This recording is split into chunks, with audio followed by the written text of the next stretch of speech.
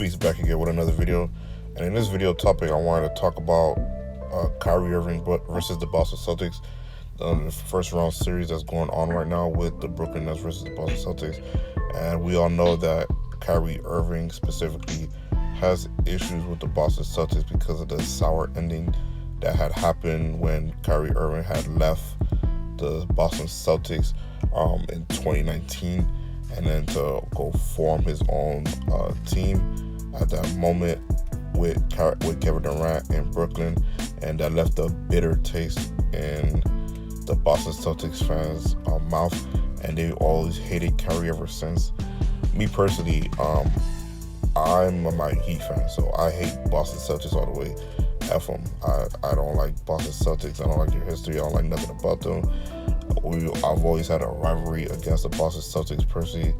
I don't care what Kyrie Irving did. Specifically, I think they did Isaiah Thomas wrong in that situation when he got hurt and he played his heart out for that franchise, and then the way that they did him dirty. So I have no begrudging of what Kyrie Irving did to them when he left to go to Brooklyn with Kevin Durant to go form his own team.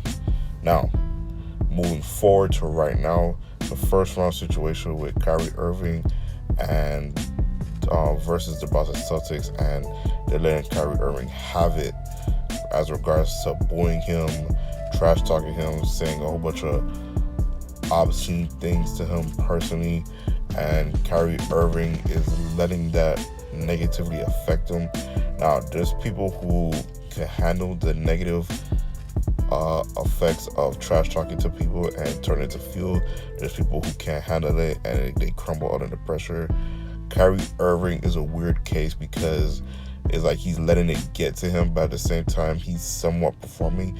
Game one, he let all that negative thoughts and trash talk get to him as regards to him, but he did perform and had a great game, dropping 39 points. Yeah, it ended in a loss, but they lost by a close second lay-in by Jason Tatum. So that's where it maybe helped.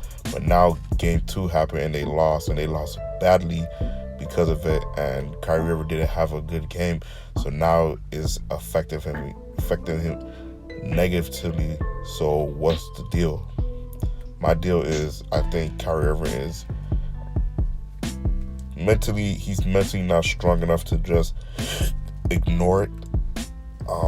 I feel like he should ignore it and continue going playing ball, because regardless or not, the situation that happened with him in Boston, it happened, and he's trying to move on from it. But I guess Boston Celtics fans are never going to move on from it. And who the hell does Boston fans think they are to be this angry at a player because he doesn't want to play for your franchise no more? It doesn't even matter. Yeah, same thing with Miami Heat when LeBron James left. He got booed for a couple seasons, but it's like, okay, we got over it because I guess maybe because LeBron James brought 2 championships, so that could play a factor in it too. But again, in regards to that, I guess because he didn't bring a championship to Boston, that probably made the situation even worse. But he still gets booed to this day at Cleveland to some degree, even though he helped bring a championship in 2016 with LeBron James. But I digress. When it comes to situations like that, you have to ignore the trolls. And I'm talking strictly to Kyrie Irving. You have to ignore the trolls and play your game the best way you can. Now, granted, again, there's players who thrive off the negative trolls that's in their Twitter, Instagram, social media, the sports news media, etc. They feed off that, like Kevin Durant. I don't know what's in it with him, but he feeds off people trash talking him and saying that he can't play, he's weak, he's soft. What he did, he made a weak move, and all those things, he reads it, he responds to it, but he still ends up playing a great game because of it. So I left it alone, because if it's helping him keep focused and play basketball at a high level that he's playing at, then who am I to say don't feed into it? So that's the weird thing with Kyrie Irving and Kevin Durant. But when it comes specifically to Kyrie Irving, is affecting him both ways, where it's affecting him positively and negatively. Now, if he's gonna have a positive game throughout the series where he's dropping great numbers, helping his team win, then I can't really argue for it. But if it's negatively affecting him, where he's having poor offensive outputs like this in game 2, then we need to look back and say, like, you need to ignore the whole Boston media, the Boston fans, and etc. Because sticking middle fingers at the fans, telling the fans to suck my ID, and saying F you and all that stuff, just like, wow, I think the fans deserve it. I don't have no problem with it, me personally, but the league is going to have a problem with it because they're a family-friendly television program. They're not going to let players just talk profoundly to the fans like that.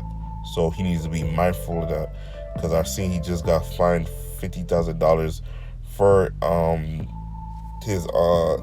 his cursing at the fans and sticking middle fingers and stuff like that. But again, he needs to get it together and move past this, because this is just round one.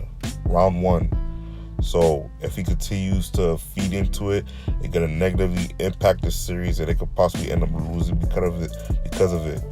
Especially with all the situations that happened with this team for the past 3 years, because 2020, when they first founded this team, Kevin Durant couldn't play because of injuries.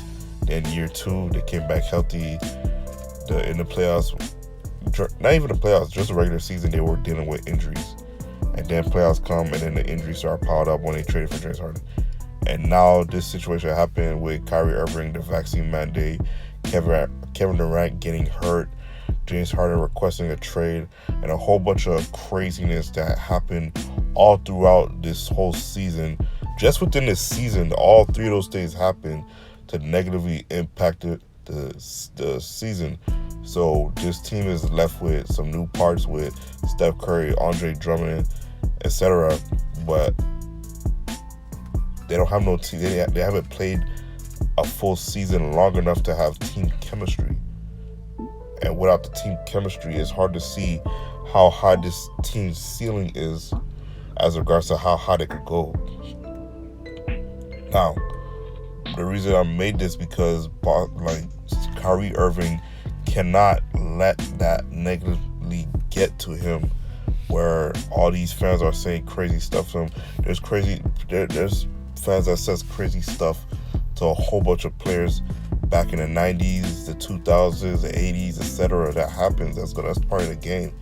But are you mentally focused enough to handle that type of scrutiny and attack from them and just ball out? Because I guarantee you, if Kyrie Irving was a free agent right now and he was thinking about coming to Boston, they will welcome him with open arms.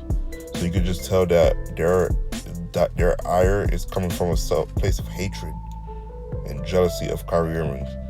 So he needs to not feed into that and just focus on worrying about playing his game and not get into the back and forth with the fans.